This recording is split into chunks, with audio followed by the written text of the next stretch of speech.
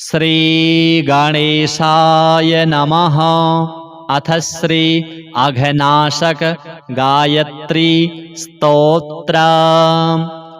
नारद उवाच भक्तानुकम्पिन् सर्वज्ञो हृदयं पापनाशनं गायत्र्याः कथितं तस्मात् गायत्र्याः स्तोत्रमीरयो आदिशक्ते जगन्मातर भक्तानुग्रहकारिणी सर्वत्र व्यापिके नन्ते श्रीसन्ध्ये ते नमोस्तुते।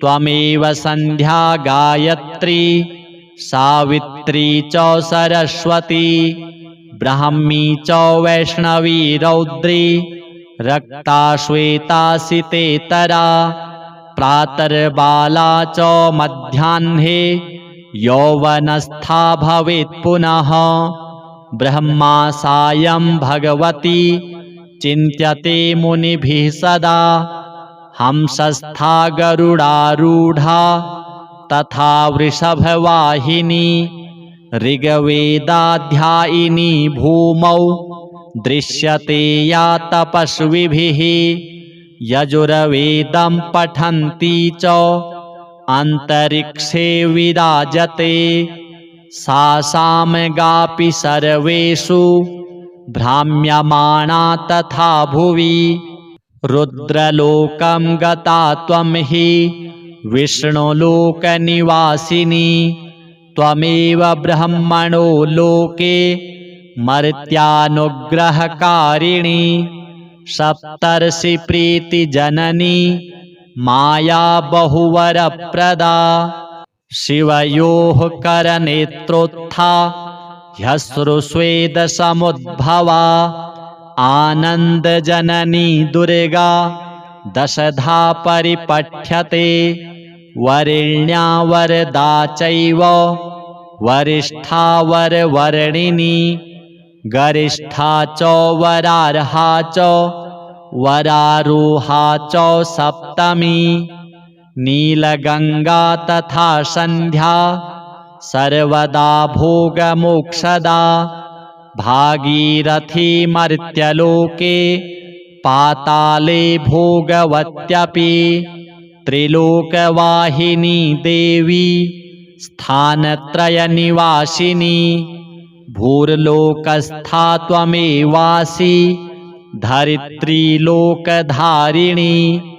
भुवो लोके वायुशक्तिः स्वरलोके तेजसां निधिः महरलोके महासिद्धिर्जनलोके जनित्यपि तपस्विनी तपोलोके सत्यलोके तु सत्यवाक् कमला विष्णुलोके च गायत्री ब्रह्मलोकगा रुद्रलोके स्थिता गौरी हरार्धाङ्गनिवासिनी अहमो महतश्चैव प्रकृतिस्त्वं हि गीयसे साम्यावस्थात्मिका त्वं हि सबलब्रह्मरूपिणी ततः परा पराशक्तिः परमा त्वं हि गीयसे इच्छाशक्तिः क्रियाशक्तिर्ज्ञानशक्तिस्त्रिशक्तिदा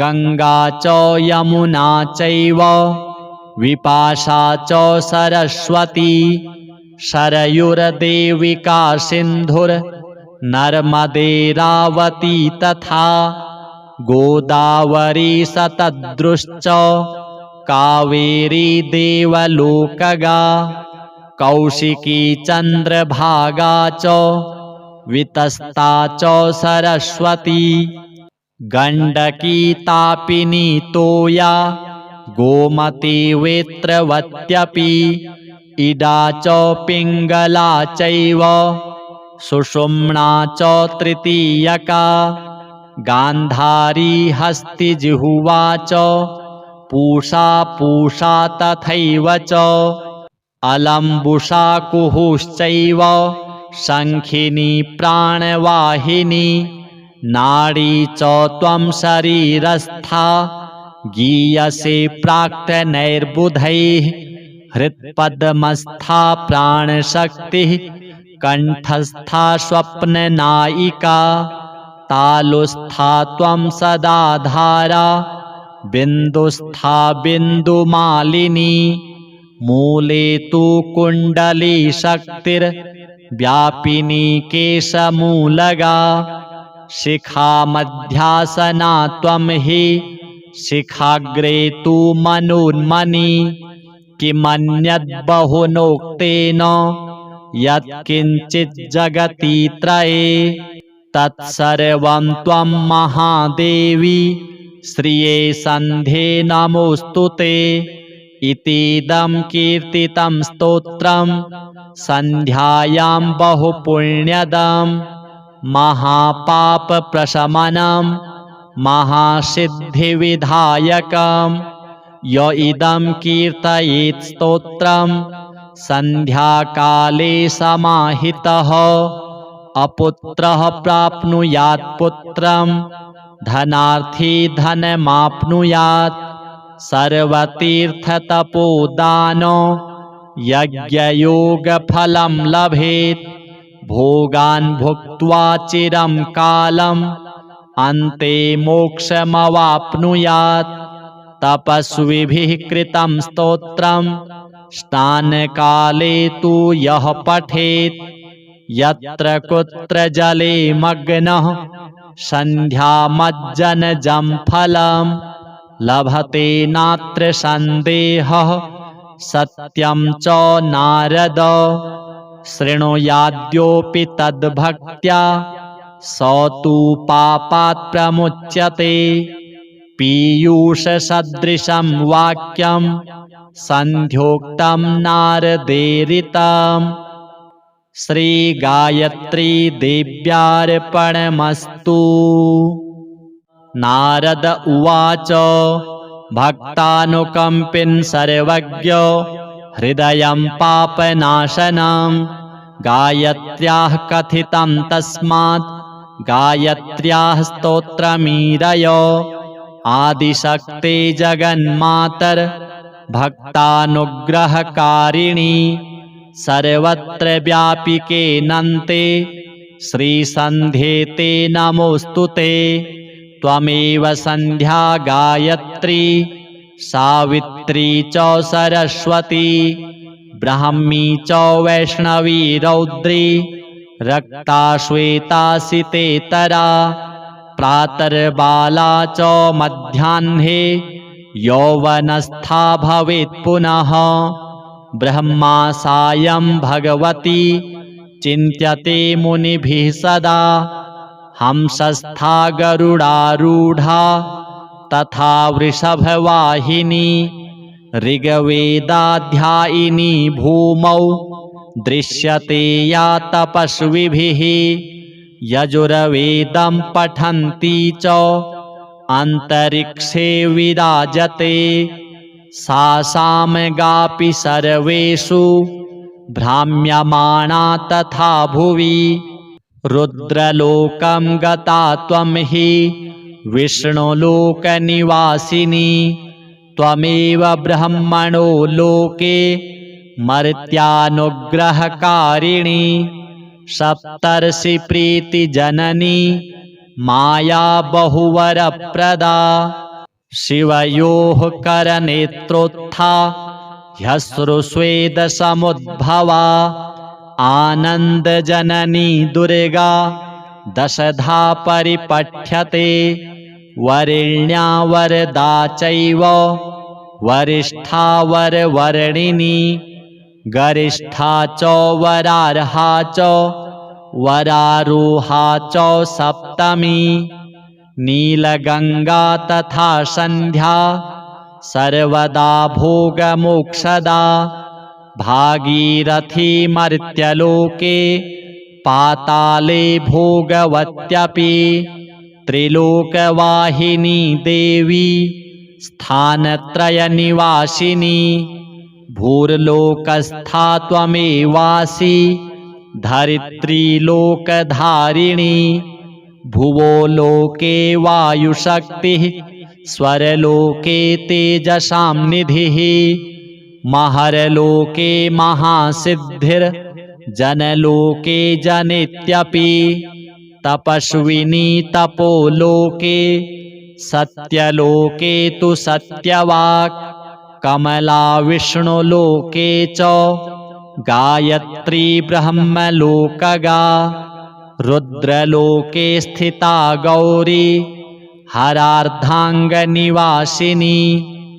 अहमो महतश्चैव प्रकृतिस्त्वं हि गीयसे साम्यावस्थात्मिका त्वं हि सबलब्रह्मरूपिणी ततः परा पराशक्तिः परमा त्वं हि गीयसे इच्छाशक्तिः क्रियाशक्तिर्ज्ञानशक्तिस्त्रिशक्तिदा गंगा च यमुना चैव विपाशा च सरस्वती शरयुर्देविका सिन्धुर्नर्मदेरावती तथा गोदावरी सतद्रुश्च कावेरी देवलोकगा कौशिकी चन्द्रभागा च वितस्ता च सरस्वती गण्डकी तापिनी तोया गोमती वेत्रवत्यपि इडा च पिङ्गला चैव सुषुम्ना च तृतीयका गान्धारी हस्तिजिह्वा च पूषा तथैव च अलम्बुषा कुहुश्चैव शङ्खिनी प्राणवाहिनी नाडी च त्वं शरीरस्था गीयसे प्राक्तनैर्बुधैः हृत्पद्मस्था प्राणशक्तिः कण्ठस्था स्वप्ननायिका तालुस्था त्वं सदाधारा बिन्दुस्था बिन्दुमालिनी मूले तु कुण्डली शक्तिर्व्यापिनी केशमूलगा शिखा मध्यासना त्वं हि शिखाग्रे तु मनोन्मनी किमन्यद्बहुनोक्तेन यत्किञ्चित् जगति त्रये तत्सर्वं त्वं महादेवी श्रिये सन्ध्ये नमोऽस्तु ते इतीदं कीर्तितं स्तोत्रं सन्ध्यायां बहुपुण्यदम् महापापप्रशमनं महासिद्धिविधायकं य इदं कीर्तयेत् स्तोत्रं सन्ध्याकाले समाहितः अपुत्रः प्राप्नुयात् पुत्रं धनार्थी धनमाप्नुयात् सर्वतीर्थतपोदानो यज्ञयोगफलं लभेत् भोगान् भुक्त्वा चिरं कालम् अन्ते मोक्षमवाप्नुयात् तपस्विभिः कृतं स्तोत्रं स्नानकाले तु यः पठेत् यत्र कुत्र जले मग्नः सन्ध्यामज्जनजं फलं लभते नात्र सन्देहः सत्यं च नारद शृणुयाद्योऽपि तद्भक्त्या स तु पापात् प्रमुच्यते पीयूषसदृशं वाक्यं सन्ध्योक्तं नारदेरितम् श्रीगायत्री देव्यार्पणमस्तु। नारद उवाच भक्तानुकम्पिन् सर्वज्ञ हृदयं पापनाशनं गायत्र्याः कथितं तस्मात् गायत्र्याः स्तोत्रमीरय आदिशक्ते जगन्मातर भक्तानुग्रहकारिणी सर्वत्र व्यापिके नन्ते श्रीसन्ध्ये ते नमोऽस्तु ते त्वमेव सन्ध्या गायत्री सावित्री च सरस्वती ब्राह्मी च वैष्णवी रौद्री रक्ता श्वेता सितेतरा प्रातर्बाला च मध्याह्ने यौवनस्था भवेत् पुनः। ब्रह्मा सायं भगवती चिन्त्यते मुनिभिः सदा। हंसस्था गरुडारूढा तथा वृषभवाहिनी। ऋग्वेदाध्यायिनी भूमौ दृश्यते या तपस्विभिः। यजुर्वेदं पठन्ती च अन्तरिक्षे विराजते। सा सामगापि सर्वेषु भ्राम्यमाणा तथा भुवि। रुद्रलोकं गता त्वं हि विष्णुलोकनिवासिनी। त्वमेव ब्रह्मणो लोके मर्त्यानुग्रहकारिणी। सप्तर्षिप्रीतिजननी माया बहुवरप्रदा। शिवयोः करनेत्रोत्था ह्यश्रुस्वेदसमुद्भवा। आनन्दजननी दुर्गा दशधा परिपठ्यते। वरेण्या वरदा चैव वरिष्ठा वरवर्णिनी। गरिष्ठा च वरार्हा च वरारोहा च सप्तमी। नीलगंगा तथा संध्या सर्वदा भोगमोक्षदा। भागीरथी मर्त्यलोके पाताले भोगवत्यपि। त्रिलोकवाहिनी देवी स्थानत्रयनिवासिनी। भूर्लोकस्था त्वमेवासि धरित्रीलोकधारिणी। भुवो लोके वायुशक्तिः स्वरलोके तेजसां निधिः। महर्लोके महासिद्धिर्जनलोके जनित्यपि। तपस्विनी तपोलोके सत्यलोके तु सत्यवाक्।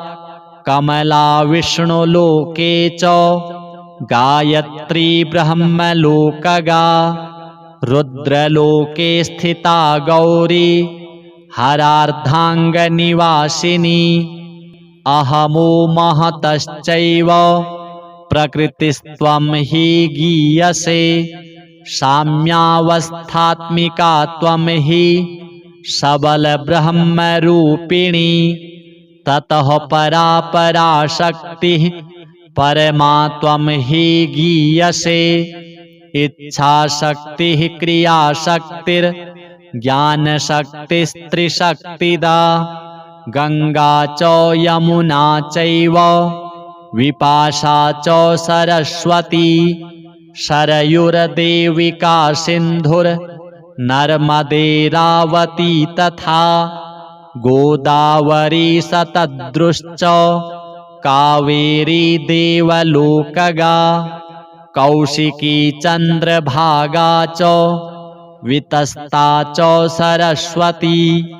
गण्डकी तापिनी तोया गोमती वेत्रवत्यपि। इडा च पिङ्गला चैव सुषुम्ना च तृतीयका। गान्धारी हस्तिजिह्वा च पूषा तथैव च। अलम्बुसा कुहुश्चैव शङ्खिनी प्राणवाहिनी। नाडी च त्वं शरीरस्था गीयसे प्राक्तनैर्बुधैः। हृत्पद्मस्था प्राणशक्तिः कण्ठस्था स्वप्ननायिका। तालुस्था त्वं सदा धारा बिन्दुस्था बिन्दुमालिनी। मूले तु कुण्डली शक्तिर्व्यापिनी केशमूलगा। शिखा मध्यासना त्वं हि शिखाग्रे तु मनोन्मनी। किमन्यद्बहुनोक्तेन यत्किञ्चित् जगति त्रये। तत्सर्वं त्वं महादेवी श्रिये सन्ध्ये नमोऽस्तुते।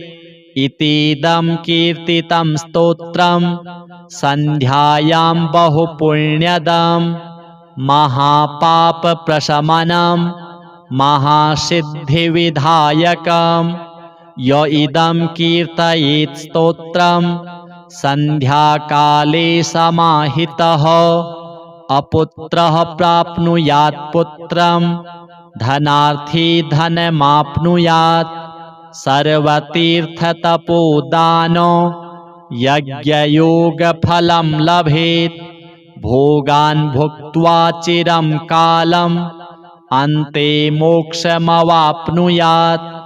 तपस्विभिः कृतं स्तोत्रं स्नानकाले तु यः पठेत् यत्र कुत्र जले मग्नः सन्ध्यामज्जनजं फलं लभते नात्र सन्देहः सत्यं च नारद शृणुयाद्योऽपि तद्भक्त्या स तु पापात् प्रमुच्यते पीयूषसदृशं वाक्यं सन्ध्योक्तं नारदेरितम् श्रीगायत्री देव्यार्पणमस्तु।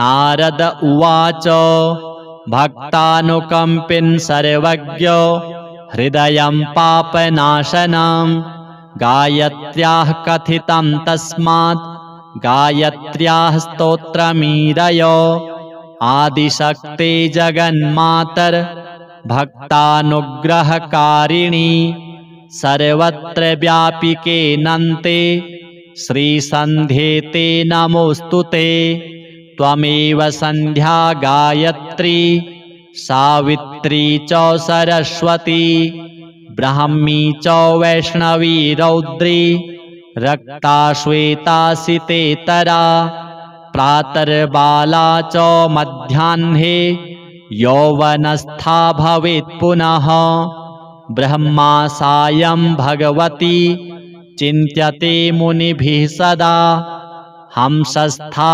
गरुडारूढा तथा वृषभवाहिनी ऋग्वेदाध्यायिनी भूमौ दृश्यते या तपस्विभिः यजुर्वेदं पठन्ती च अन्तरिक्षे विराजते सा सामगापि सर्वेषु भ्राम्यमाणा तथा भुवि रुद्रलोकं गता त्वं हि विष्णुलोकनिवासिनी त्वमेव ब्रह्मणो लोके मर्त्यानुग्रहकारिणी सप्तर्षिप्रीतिजननी माया बहुवरप्रदा शिवयोः करनेत्रोत्था ह्यश्रुस्वेदसमुद्भवा आनन्दजननी दुर्गा दशधा परिपठ्यते वरेण्या वरदा चैव वरिष्ठा वरवर्णिनी गरिष्ठा च वरार्हा च वरारोहा च सप्तमी नीलगंगा तथा संध्या सर्वदा भोगमोक्षदा भागीरथी मर्त्यलोके पाताले भोगवत्यपि त्रिलोकवाहिनी देवी स्थानत्रयनिवासिनी भूर्लोकस्था त्वमेवासि धरित्रीलोकधारिणी भुवो लोके वायुशक्तिः स्वरलोके तेजसां निधिः महरलोके महासिद्धिर्जनलोके जनित्यपि तपस्विनी तपोलोके सत्यलोके तु सत्यवाक् कमला विष्णुलोके च गायत्री ब्रह्मलोकगा रुद्रलोके स्थिता गौरी हरार्धाङ्गनिवासिनी अहमो महतश्चैव प्रकृतिस्त्वं हि गीयसे साम्यावस्थात्मिका त्वं हि सबलब्रह्मरूपिणी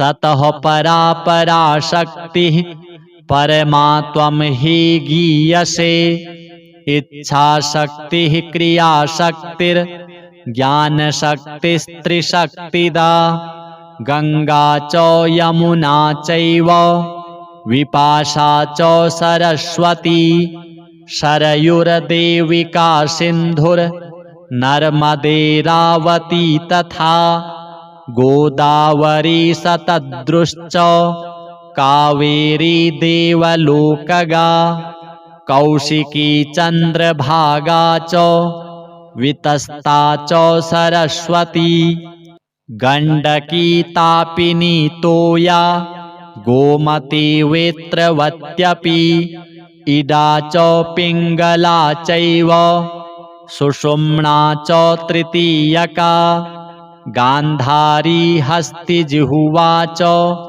पूषा पूषा तथैव च अलम्बुषा कुहुश्चैव शंखिनी प्राणवाहिनी नाड़ी च त्वं शरीरस्था गीयसे प्राक्तनैर्बुधैः हृत्पद्मस्था प्राणशक्तिः कंठस्था स्वप्ननायिका तालुस्था त्वं सदा धारा बिन्दुस्था बिन्दुमालिनी मूले तु कुण्डली शक्तिर्व्यापिनी केशमूलगा शिखा मध्यासना त्वं हि शिखाग्रे तु मनोन्मनी किमन्यद्बहुनोक्तेन यत्किञ्चित् जगति त्रये तत्सर्वं त्वं महादेवी श्रिये सन्ध्ये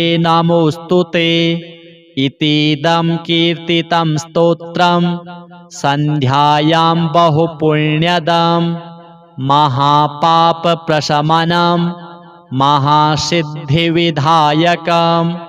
य इदं कीर्तयेत् स्तोत्रं सन्ध्याकाले समाहितः अपुत्रः प्राप्नुयात् पुत्रं धनार्थी धनमाप्नुयात् सर्वतीर्थतपोदानो यज्ञयोगफलं लभेत् भोगान् भुक्त्वा चिरं कालम् अन्ते मोक्षमवाप्नुयात् तपस्विभिः कृतं स्तोत्रं स्नानकाले तु यः पठेत् यत्र कुत्र जले मग्नः सन्ध्यामज्जनजं फलं लभते नात्र सन्देहः सत्यं च नारद शृणुयाद्योऽपि तद्भक्त्या स तु पापात् प्रमुच्यते पीयूषसदृशं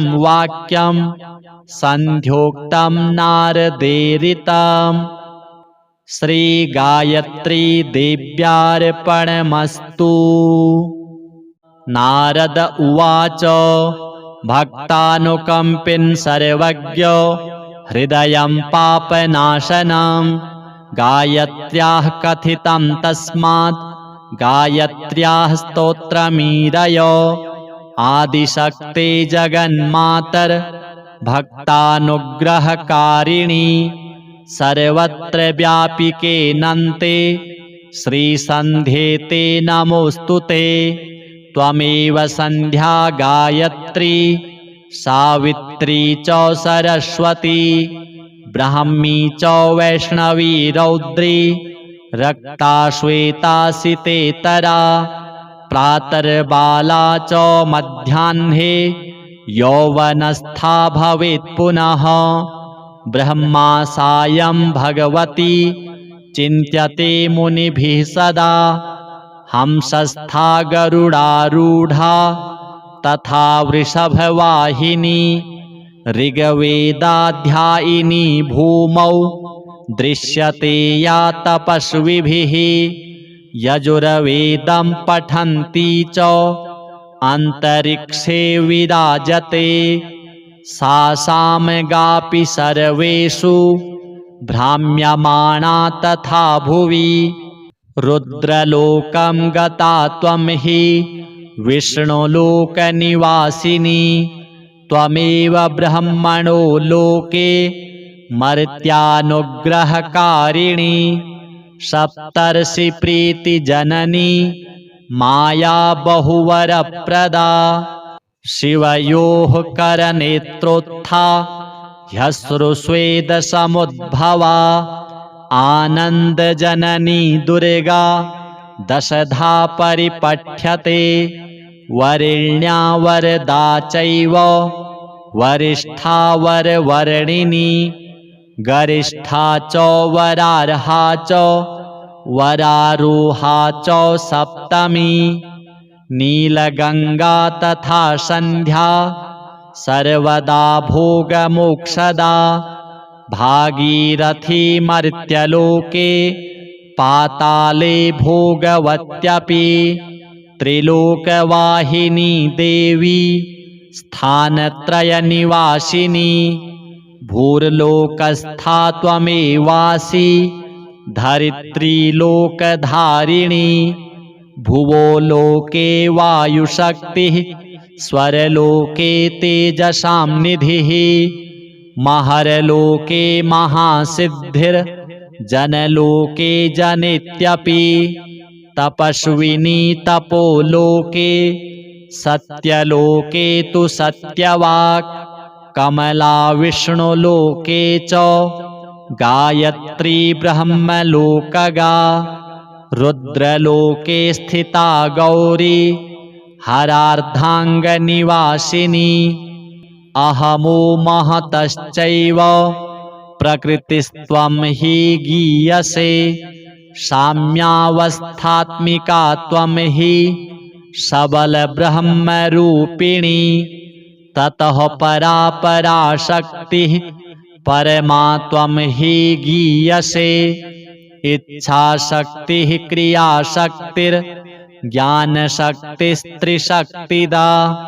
गंगा च यमुना चैव विपाशा च सरस्वती शरयुर्देविका सिन्धुर्नर्मदेरावती तथा गोदावरी सतद्रुश्च कावेरी देवलोकगा कौशिकी चन्द्रभागा च वितस्ता च सरस्वती गण्डकी तापिनी तोया गोमती वेत्रवत्यपि इडा च पिङ्गला चैव सुषुम्ना च तृतीयका गान्धारी हस्तिजिह्वा च पूषा तथैव च अलम्बुषा कुहुश्चैव शङ्खिनी प्राणवाहिनी नाडी च त्वं शरीरस्था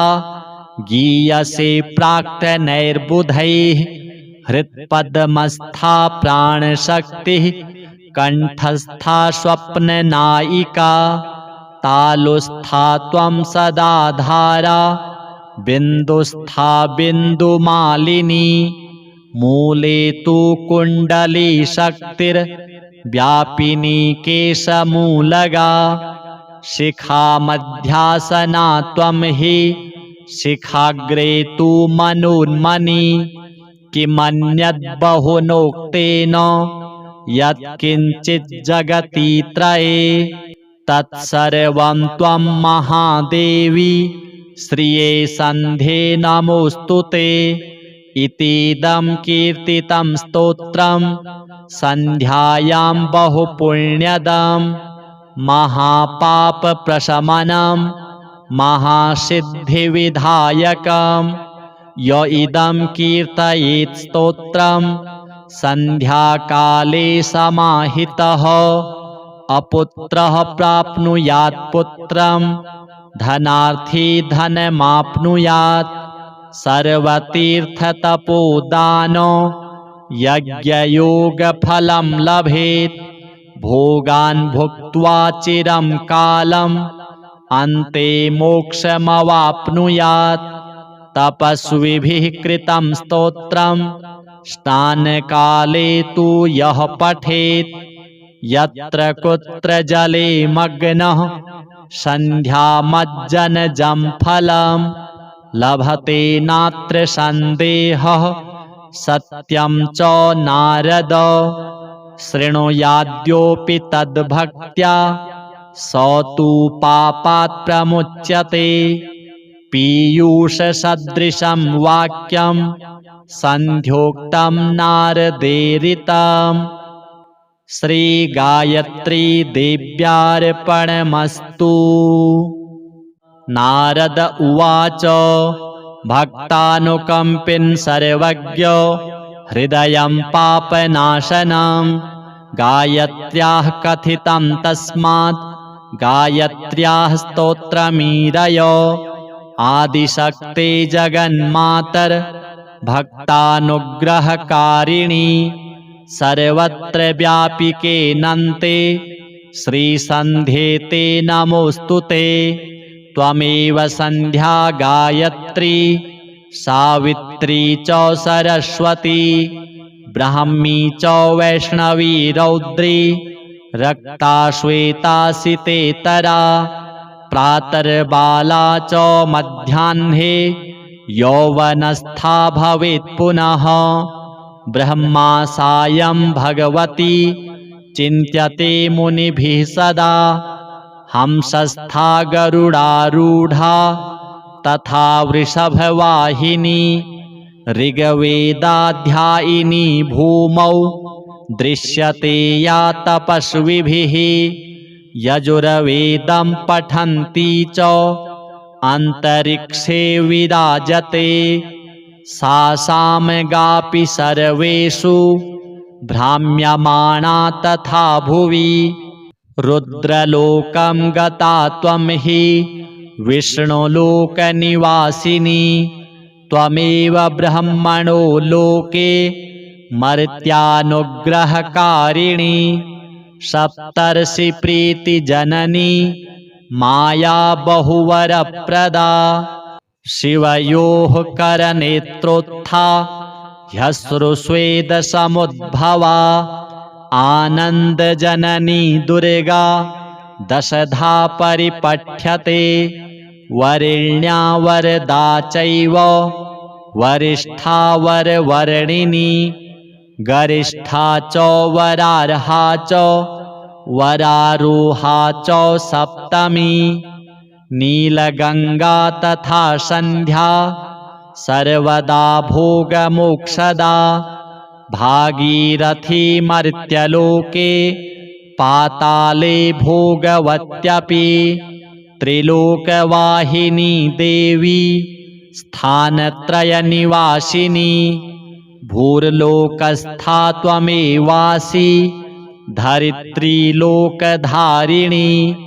भुवो लोके वायुशक्तिः स्वरलोके तेजसां निधिः महरलोके महासिद्धिर्जनलोके जनित्यपि।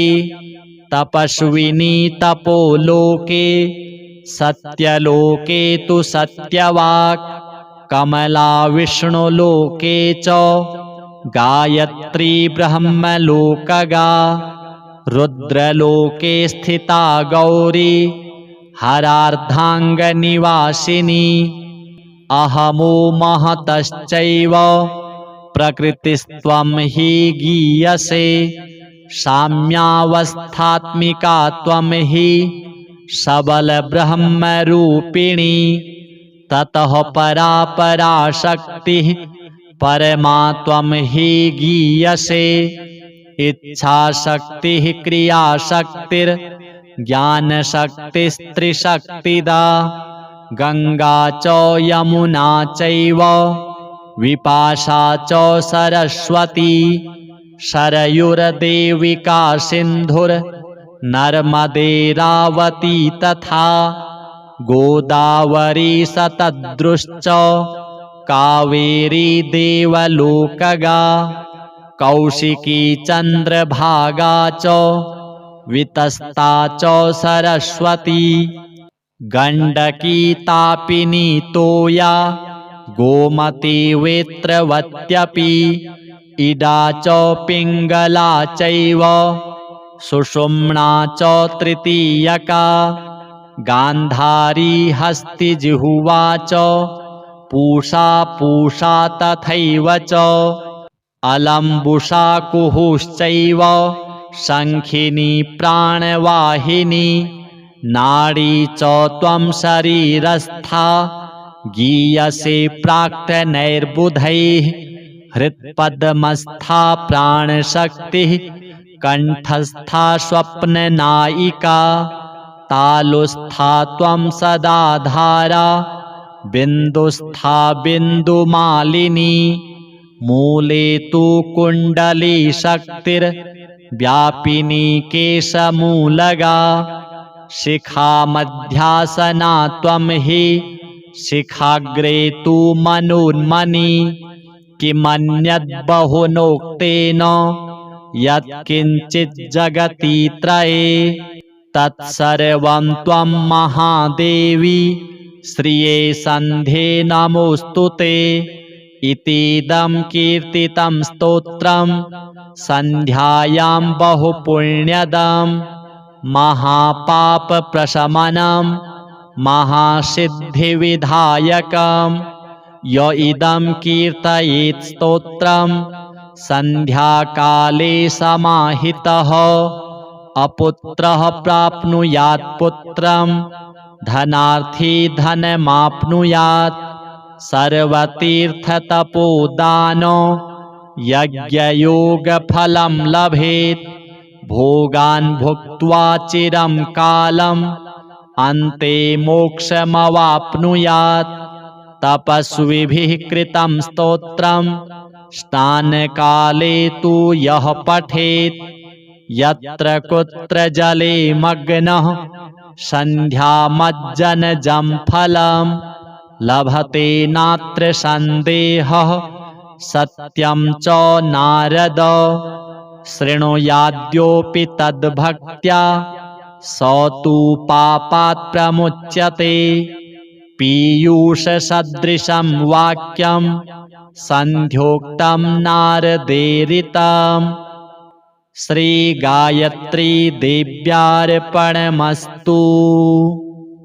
नारद उवाच भक्तानुकम्पिन् सर्वज्ञ हृदयं पापनाशनं गायत्र्याः कथितं तस्मात् गायत्र्याः स्तोत्रमीरय आदिशक्ते जगन्मातर भक्तानुग्रहकारिणी सर्वत्र व्यापिके नन्ते श्रीसन्ध्ये ते नमोऽस्तु ते त्वमेव सन्ध्या गायत्री सावित्री च सरस्वती ब्राह्मी च वैष्णवी रौद्री रक्ता श्वेता सितेतरा प्रातर्बाला च मध्याह्ने यौवनस्था भवेत् पुनः ब्रह्मा सायं भगवती चिन्त्यते मुनिभिः सदा हंसस्था गरुडारूढा तथा वृषभवाहिनी ऋग्वेदाध्यायिनी भूमौ दृश्यते या तपस्विभिः यजुर्वेदं पठन्ती च अन्तरिक्षे विराजते सा सामगापि सर्वेषु भ्राम्यमाणा तथा भुवि रुद्रलोकं गता त्वं हि विष्णुलोकनिवासिनी त्वमेव ब्रह्मणो लोके मर्त्यानुग्रहकारिणी सप्तर्षिप्रीतिजननी माया बहुवरप्रदा शिवयोः करनेत्रोत्था ह्यश्रुस्वेदसमुद्भवा आनन्दजननी दुर्गा दशधा परिपठ्यते वरेण्या वरदा चैव वरिष्ठा वरवर्णिनी गरिष्ठा च वरार्हा च वरारोहा च सप्तमी नीलगंगा तथा संध्या सर्वदा भोगमोक्षदा भागीरथी मर्त्यलोके पाताले भोगवत्यपि त्रिलोकवाहिनी देवी स्थानत्रयनिवासिनी भूर्लोकस्था त्वमेवासि धरित्रीलोकधारिणी भुवो लोके वायुशक्तिः स्वरलोके तेजसां निधिः महरलोके महासिद्धिर्जनलोके जनित्यपि तपस्विनी तपोलोके सत्यलोके तु सत्यवाक् कमला विष्णुलोके च गायत्री ब्रह्मलोकगा रुद्रलोके स्थिता गौरी हरार्धाङ्गनिवासिनी अहमो महतश्चैव प्रकृतिस्त्वं हि गीयसे साम्यावस्थात्मिका त्वं हि सबलब्रह्मरूपिणी ततः परा पराशक्तिः परमा त्वं हि गीयसे इच्छाशक्तिः क्रियाशक्तिर्ज्ञानशक्तिस्त्रिशक्तिदा गंगा च यमुना चैव विपाशा च सरस्वती शरयुर्देविका सिन्धुर्नर्मदेरावती तथा गोदावरी सतद्रुश्च कावेरी देवलोकगा कौशिकी चन्द्रभागा च वितस्ता च सरस्वती गण्डकी तापिनी तोया गोमती वेत्रवत्यपि इडा च पिङ्गला चैव सुषुम्ना च तृतीयका गान्धारी हस्तिजिह्वा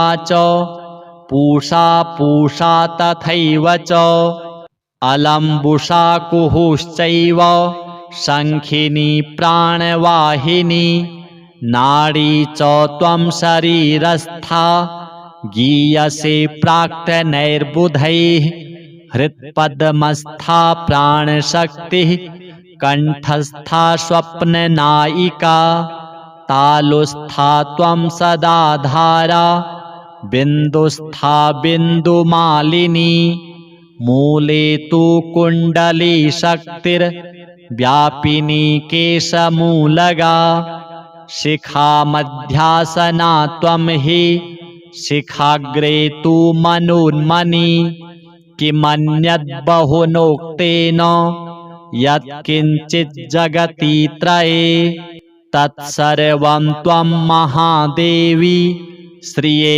सन्ध्ये नमोऽस्तुते इतीदं कीर्तितं स्तोत्रं सन्ध्यायां बहुपुण्यदं महापापप्रशमनं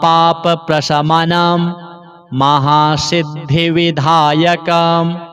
य इदं कीर्तयेत् स्तोत्रं सन्ध्याकाले समाहितः अपुत्रः प्राप्नुयात् पुत्रं धनार्थी धनमाप्नुयात् सर्वतीर्थतपोदान यज्ञयोगफलं लभेत् भोगान् भुक्त्वा चिरं कालम् अन्ते मोक्षमवाप्नुयात् तपस्विभिः कृतं स्तोत्रं स्नानकाले तु यः पठेत् यत्र कुत्र जले मग्नः सन्ध्यामज्जनजं फलं लभते नात्र सन्देहः सत्यं च नारद शृणुयाद्योऽपि तद्भक्त्या स तु पापात् प्रमुच्यते पीयूषसदृशं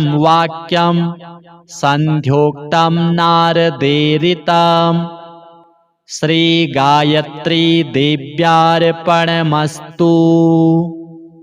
नारद उवाच भक्तानुकम्पिन् सर्वज्ञ हृदयं पापनाशनं गायत्र्याः कथितं तस्मात् गायत्र्याः स्तोत्रमीरय आदिशक्ते जगन्मातर भक्तानुग्रहकारिणी सर्वत्र व्यापिके नन्ते श्रीसन्ध्ये ते नमोऽस्तुते त्वमेव सन्ध्या गायत्री सावित्री च सरस्वती ब्राह्मी च वैष्णवी रौद्री रक्ता श्वेता सितेतरा प्रातर्बाला च मध्याह्ने यौवनस्था भवेत् पुनः ब्रह्मा सायं भगवती चिन्त्यते मुनिभिः सदा हंसस्था गरुडारूढा तथा वृषभवाहिनी ऋग्वेदाध्यायिनी भूमौ दृश्यते या तपस्विभिः यजुर्वेदं पठन्ती च अन्तरिक्षे विराजते सा सामगापि सर्वेषु भ्राम्यमाणा तथा भुवि रुद्रलोकं गता त्वं हि विष्णुलोकनिवासिनी त्वमेव ब्रह्मणो लोके मर्त्यानुग्रहकारिणी सप्तर्षिप्रीतिजननी माया बहुवरप्रदा शिवयोः करनेत्रोत्था ह्यश्रुस्वेदसमुद्भवा आनन्दजननी दुर्गा दशधा परिपठ्यते वरेण्या वरदा चैव वरिष्ठा वरवर्णिनी गरिष्ठा च वरार्हा च वरारोहा च सप्तमी नीलगंगा तथा संध्या सर्वदा भोगमोक्षदा भागीरथी मर्त्यलोके पाताले भोगवत्यपि त्रिलोकवाहिनी देवी स्थानत्रयनिवासिनी भूर्लोकस्था त्वमेवासि धरित्रीलोकधारिणी भुवो लोके वायुशक्तिः स्वरलोके तेजसां निधिः महरलोके महासिद्धिर्जनलोके जनित्यपि तपस्विनी तपोलोके सत्यलोके तु सत्यवाक् कमला विष्णुलोके च गायत्री ब्रह्मलोकगा रुद्रलोके स्थिता गौरी हरार्धाङ्गनिवासिनी अहमो महतश्चैव प्रकृतिस्त्वं हि गीयसे साम्यावस्थात्मिका त्वं हि सबलब्रह्मरूपिणी ततः परा पराशक्तिः परमा त्वं हि गीयसे इच्छाशक्तिः क्रियाशक्तिर्ज्ञानशक्तिस्त्रिशक्तिदा गंगा च यमुना चैव विपाशा च सरस्वती शरयुर्देविका सिन्धुर्नर्मदेरावती तथा गोदावरी सतद्रुश्च कावेरी देवलोकगा कौशिकी चन्द्रभागा च वितस्ता च सरस्वती गण्डकी तापिनी तोया गोमती वेत्रवत्यपि इडा च पिङ्गला चैव सुषुम्ना च तृतीयका गान्धारी हस्तिजिह्वा च पूषा तथैव च अलम्बुषा कुहुश्चैव शङ्खिनी प्राणवाहिनी नाडी च त्वं शरीरस्था गीयसे प्राक्तनैर्बुधैः हृत्पद्मस्था प्राणशक्तिः कण्ठस्था स्वप्ननायिका तालुस्था त्वं सदा धारा बिन्दुस्था बिन्दुमालिनी मूले तु कुण्डली शक्तिर्व्यापिनी केशमूलगा शिखा मध्यासना त्वं हि शिखाग्रे तु मनोन्मनी किमन्यद्बहुनोक्तेन यत्किञ्चित् जगति त्रये तत्सर्वं त्वं महादेवी श्रिये सन्ध्ये नमोऽस्तु ते। इतीदं कीर्तितं स्तोत्रं सन्ध्यायां बहुपुण्यदं महापापप्रशमनं महासिद्धिविधायकं। य इदं कीर्तयेत् स्तोत्रं सन्ध्याकाले समाहितः अपुत्रः प्राप्नुयात् पुत्रं धनार्थी धनमाप्नुयात्। सर्वतीर्थतपोदानो यज्ञयोगफलं लभेत्। भोगान् भुक्त्वा चिरं कालम् अन्ते मोक्षमवाप्नुयात्। तपस्विभिः कृतं स्तोत्रं स्नानकाले तु यः पठेत्। यत्र कुत्र जले मग्नः सन्ध्यामज्जनजं फलं लभते नात्र सन्देहः सत्यं च नारद। शृणुयाद्योऽपि तद्भक्त्या स तु पापात् प्रमुच्यते। पीयूषसदृशं वाक्यं सन्ध्योक्तं नारदेरितम्। श्रीगायत्री देव्यार्पणमस्तु। नारद उवाच भक्तानुकम्पिन् सर्वज्ञो हृदयं पापनाशनं गायत्र्याः कथितं तस्मात् गायत्र्याः स्तोत्रमीरय। आदिशक्ते जगन्मातर भक्तानुग्रहकारिणी सर्वत्र व्यापिके नन्ते श्रीसन्ध्ये ते नमोऽस्तु ते। त्वमेव सन्ध्या गायत्री सावित्री च सरस्वती ब्राह्मी च वैष्णवी रौद्री रक्ता श्वेता सितेतरा प्रातर्बाला च मध्याह्ने यौवनस्था भवेत् पुनः। ब्रह्मा सायं भगवती चिन्त्यते मुनिभिः सदा। हंसस्था गरुडारूढा तथा वृषभवाहिनी ऋग्वेदाध्यायिनी भूमौ दृश्यते या तपस्विभिः। यजुर्वेदं पठन्ती च अन्तरिक्षे विराजते। सा सामगापि सर्वेषु भ्राम्यमाणा तथा भुवि। रुद्रलोकं गता त्वं हि विष्णुलोकनिवासिनी। त्वमेव ब्रह्मणो लोके मर्त्यानुग्रहकारिणी। सप्तर्षिप्रीतिजननी माया बहुवरप्रदा। शिवयोः करनेत्रोत्था ह्यश्रुस्वेदसमुद्भवा। आनन्दजननी दुर्गा दशधा परिपठ्यते। वरेण्या वरदा चैव वरिष्ठा वरवर्णिनी। गरिष्ठा च वरार्हा च वरारोहा च सप्तमी। नीलगंगा तथा सन्ध्या सर्वदा भोगमोक्षदा। भागीरथी मर्त्यलोके पाताले भोगवत्यपि। त्रिलोकवाहिनी देवी स्थानत्रयनिवासिनी। भूर्लोकस्था त्वमेवासि धरित्रीलोकधारिणी।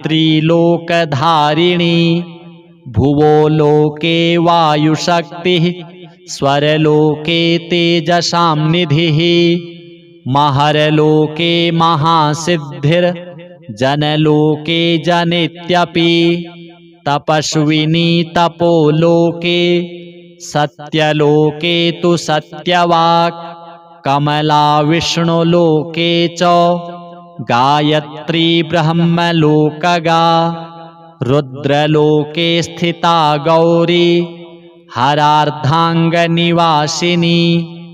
अहमो महतश्चैव प्रकृतिस्त्वं हि गीयसे।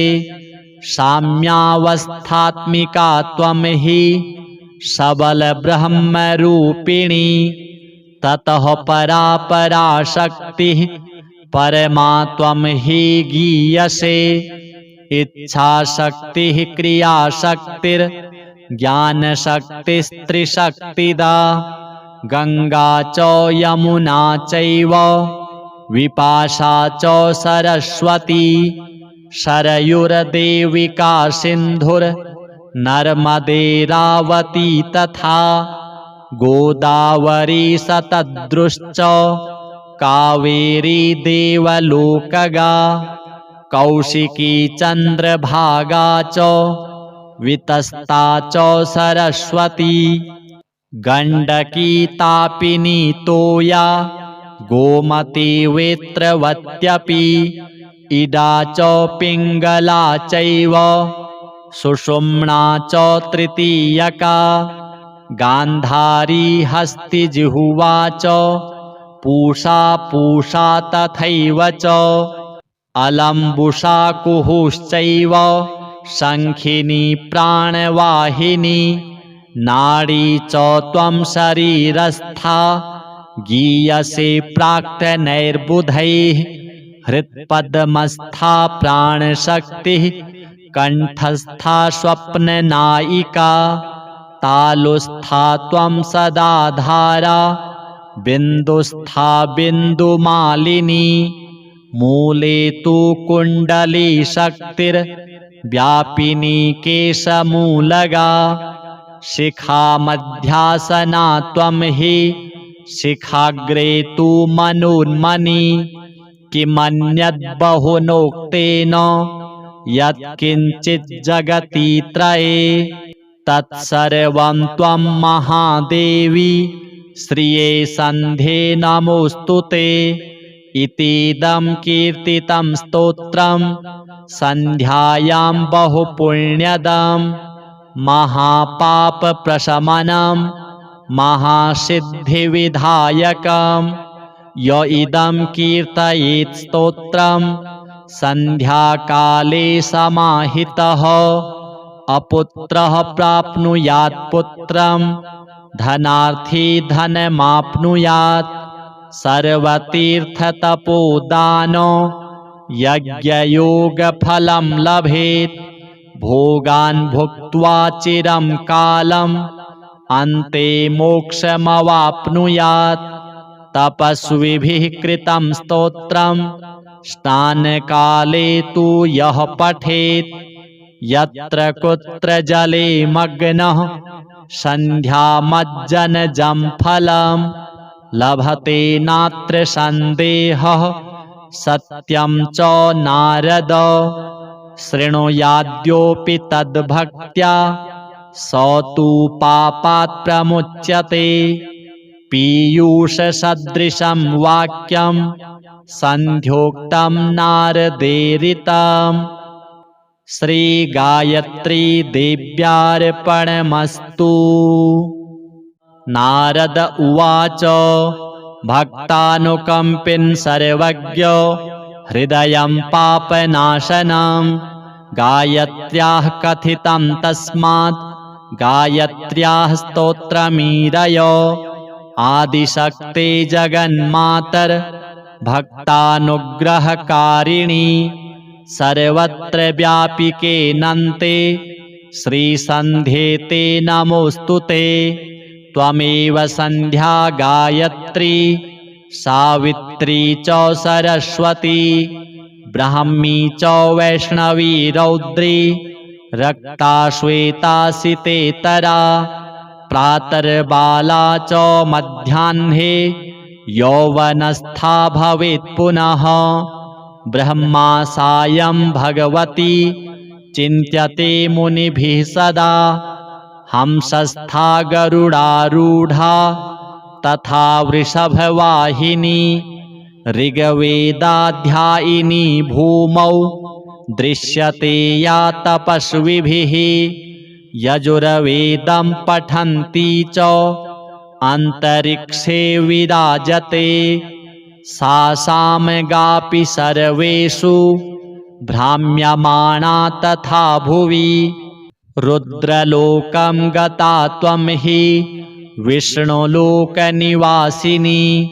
त्वमेव ब्रह्मणो लोके मर्त्यानुग्रहकारिणी सप्तर्षिप्रीतिजननी माया बहुवरप्रदा शिवयोः करनेत्रोत्था ह्यश्रुस्वेदसमुद्भवा आनन्दजननी दुर्गा दशधा परिपठ्यते वरेण्या वरदा चैव वरिष्ठा वरवर्णिनी गरिष्ठा च वरार्हा च वरारोहा च सप्तमी नीलगंगा तथा संध्या सर्वदा भोगमोक्षदा भागीरथी मर्त्यलोके पाताले भोगवत्यपि त्रिलोकवाहिनी देवी स्थानत्रयनिवासिनी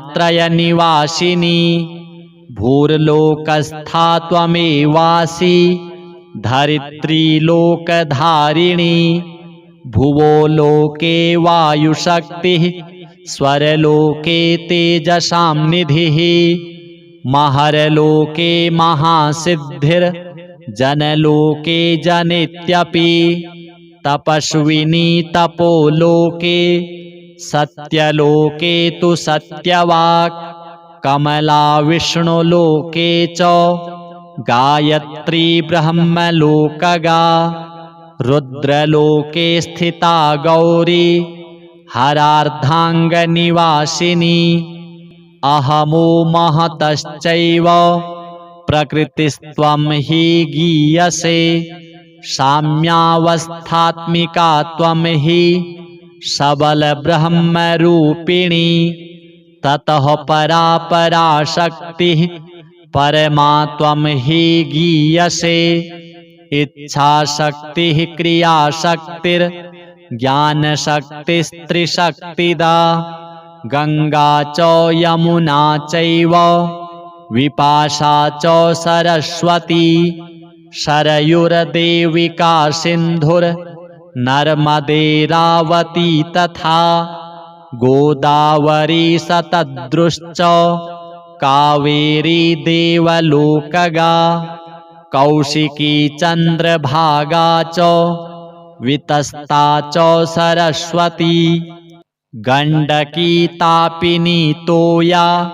गोमती वेत्रवत्यपि इडा च पिङ्गला चैव सुषुम्ना च तृतीयका गान्धारी हस्तिजिह्वा च पूषा तथैव च अलम्बुषा कुहुश्चैव शङ्खिनी प्राणवाहिनी नाडी च त्वं शरीरस्था गीयसे प्राक्तनैर्बुधैः हृत्पद्मस्था प्राणशक्तिः कण्ठस्था स्वप्ननायिका तालुस्था त्वं सदा धारा बिन्दुस्था बिन्दुमालिनी मूले तु कुण्डली शक्तिर्व्यापिनी केशमूलगा शिखा मध्यासना त्वं हि शिखाग्रे तु मनोन्मनी किमन्यद्बहुनोक्तेन यत्किञ्चित् जगति त्रये तत्सर्वं त्वं महादेवी श्रिये सन्ध्ये नमोऽस्तु ते इतीदं कीर्तितं स्तोत्रं सन्ध्यायां बहुपुण्यदं महापापप्रशमनं महासिद्धिविधायकं य इदं कीर्तयेत् स्तोत्रं सन्ध्याकाले समाहितः अपुत्रः प्राप्नुयात् पुत्रं धनार्थी धनमाप्नुयात् सर्वतीर्थतपोदान यज्ञयोगफलं लभेत् भोगान् भुक्त्वा चिरं कालम् अन्ते मोक्षमवाप्नुयात् तपस्विभिः कृतं स्तोत्रं स्नानकाले तु यः पठेत् यत्र कुत्र जले मग्नः सन्ध्यामज्जनजं फलं लभते नात्र सन्देहः सत्यं च नारद शृणुयाद्योऽपि तद्भक्त्या स तु पापात् प्रमुच्यते पीयूषसदृशं वाक्यं सन्ध्योक्तं नारदेरितम् श्रीगायत्री देव्यार्पणमस्तु।